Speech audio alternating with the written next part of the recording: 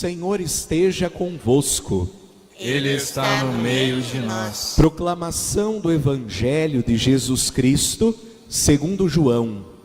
Glória a vós, Senhor. Naquele tempo, disse Jesus a seus discípulos: Não se perturbe o vosso coração. Tendes fé em Deus, tende fé em mim também.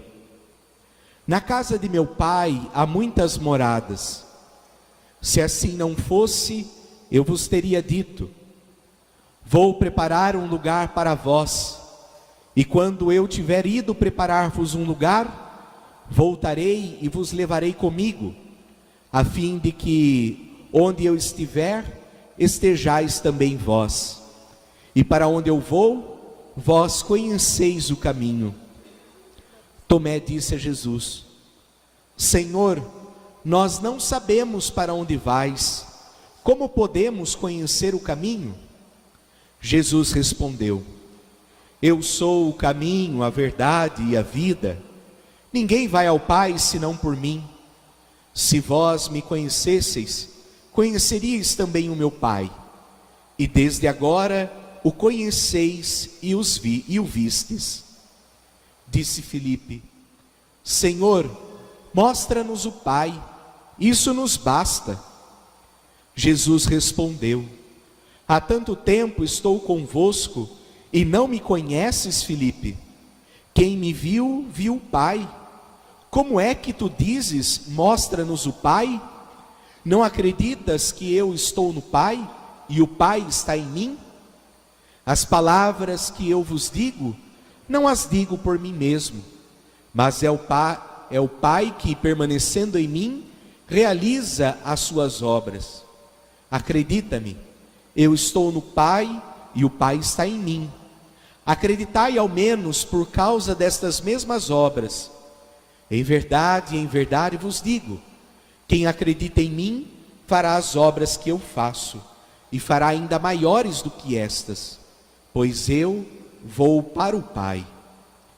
Palavra da salvação.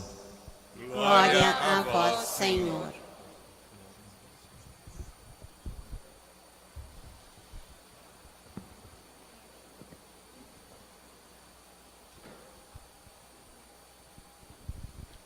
Meus queridos irmãos e irmãs, eu não sei se vocês se recordam da reflexão da semana passada, mas eu iniciava ela dizendo a vocês o itinerário, o caminho que nós percorremos durante este tempo pascal com a nossa liturgia da palavra. Eu dizia que nos 3 primeiros domingos da Páscoa, a gente ouve o testemunho, a experiência dos apóstolos com o ressuscitado. Nós somos chamados a experimentar também o ressuscitado em comunidade. E depois, nos demais domingos, até chegarmos Pentecostes, nós então vamos observando alguns discursos de Jesus, o qual vai se revelando, vai se desvelando para todos nós. E nós então vamos enriquecendo, fortalecendo a nossa fé, para que, testemunhando o Cristo ressuscitado e conhecendo a Jesus com uma fé verdadeira, nós possamos dar testemunho dele no mundo. E nesse tempo pascal, nós então somos convidados também a olhar para a igreja de Jesus, porque o processo da igreja nascente é justamente esse: experimentar o ressuscitado, conhecer a Jesus e testemunhar, e testemunhando, atrair as pessoas para a comunidade.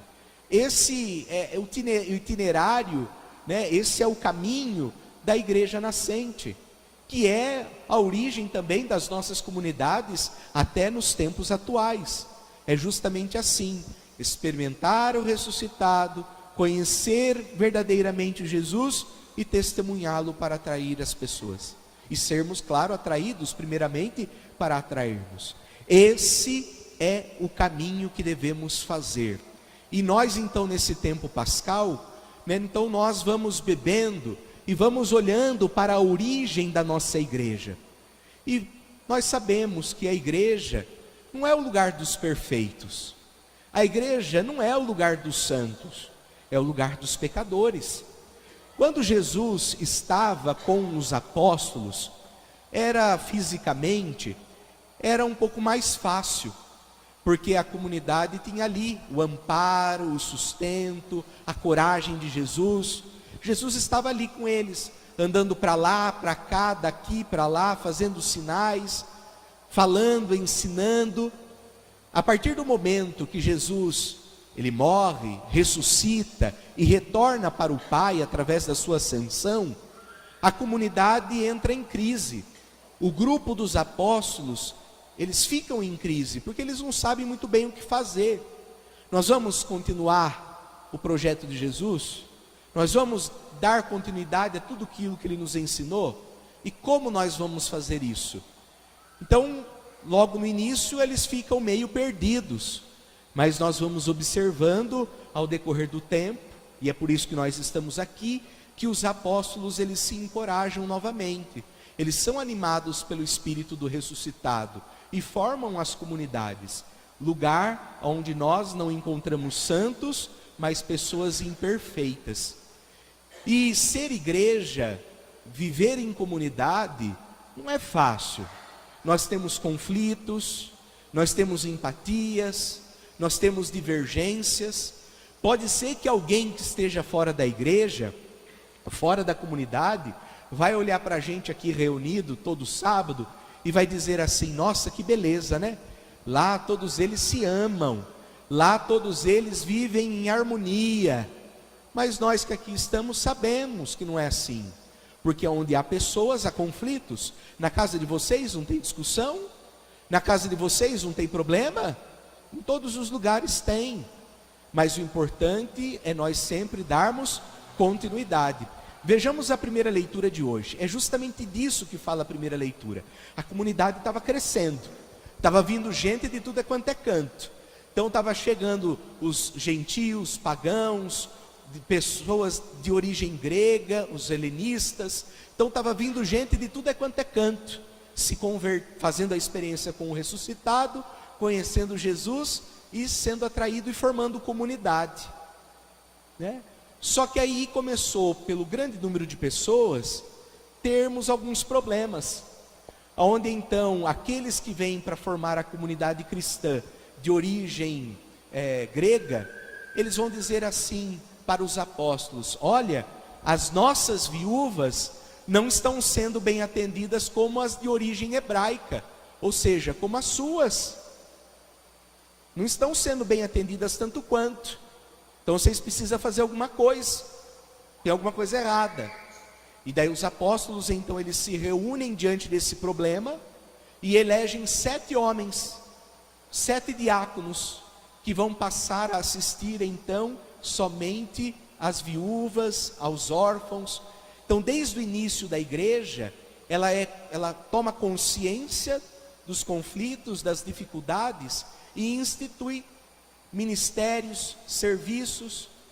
Então hoje nós devemos, olhando para essa leitura, darmos graças a Deus, por Deus nos dotar de dons, de carismas, e nós então formarmos a sua comunidade. E então nós devemos pensar: qual é o meu lugar? Qual é o meu papel? Aonde que eu devo estar servindo? Porque todos nós, enquanto membros de comunidade, devemos estar a serviço. Pois por isso que nós estamos aqui, para servirmos uns aos outros. E os trabalhos são muitos, as atividades são diversas. Então nós somos convidados não só a agradecer os nossos dons, os carismas, os ministérios, os serviços que nós temos dentro da igreja, mas pensarmos o nosso lugar, o nosso papel e ver aonde nós nos encaixamos e nos colocarmos a servir. Porque hoje, graças a Deus, temos muita gente fazendo muita coisa dentro da comunidade. Mas como eu disse, há muito serviço e tem muito mais coisa a ser feita. E precisamos de pessoas que se coloquem a serviço. Agora imagine, diante desse problema que nós ouvimos na primeira leitura, que só os apóstolos faziam tudo. Não estavam dando conta. Agora imagine só o padre. O padre abrir a porta da igreja, o padre tocar e cantar, o padre rezar a missa, o padre ler, o padre atender, o padre fazer festa, o padre fazer tudo. Não tem como. Precisamos de pessoas para se colocarem a serviço. E vejamos que depois desse conflito resolvido, a comunidade continuou caminhando. A comunidade continuou vivendo a sua vida de fé. E vejamos que a comunidade teve problemas já lá na sua origem, a igreja continua tendo problemas e vai continuar tendo, porque onde há pessoas, há dificuldades, e nós não devemos nos escandalizar com isso. Então cada um deve buscar o seu lugar na comunidade para servir, e aí fazer com alegria o que se faz, com amor, com dedicação, com afinco. É isso que nós devemos fazer. O que nós não podemos é abandonar, porque quem abandona é fraco. Nós devemos ser fortes, iluminados, inspirados pelo Espírito Santo, né? Então nós devemos ser perseverantes. Só os fracos abandonam. Nós devemos enfrentar as dificuldades, como fez a comunidade nascente. Sentou, conversou e resolveu, e continuou vivendo a fé. Depois, no evangelho de hoje, nós encontramos então Jesus falando que vai retornar para o Pai, já nos preparando para celebrarmos a Ascensão e depois Pentecostes.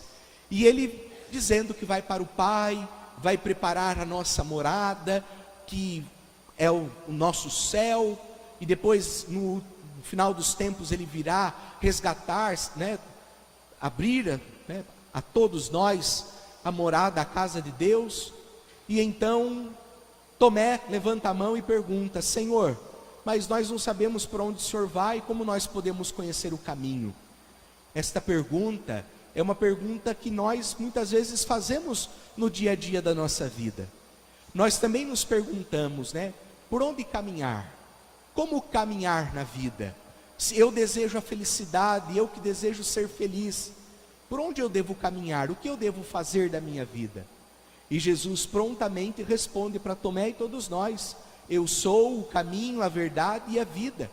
E isto é verdade ainda hoje. Jesus é o caminho, a verdade e a vida. Então, se nós nos preocupamos com a nossa salvação, se nós pensamos na vida, se nós desejamos ser felizes, se nós queremos ser plenamente realizados, devemos então trilhar o caminho de Jesus, que é Ele mesmo. Então, como eu faço isso? Escutando-o, fazendo a sua vontade, vivendo, tendo práticas, ações de tudo aquilo que Ele nos ensinou. Aí Filipe entra, né? Filipe vai dizer: mas Senhor, mostra-nos o Pai. E Jesus vai responder para ele: mas Filipe, eu estou com vocês há tanto tempo, vocês não reconheceram o Pai em mim, porque o Pai está em mim. Quem me vê, vê o Pai. Mas se você ainda não está preparado para reconhecer isso em mim, que você olhe as obras que eu fiz, e que você reconheça o Pai nas obras, para mostrar-nos o quê? Que para trilhar esse caminho de felicidade, para nós alcançarmos os céus, nós também precisamos ter boas obras. Nós precisamos dar pão a quem tem fome, devemos dar de beber a quem tem sede, devemos visitar os enfermos, nós precisamos levar uma palavra de ânimo àqueles que estão desanimados. Nós precisamos ter boas obras, as obras de Jesus. Esse caminho de Jesus que Ele nos propõe.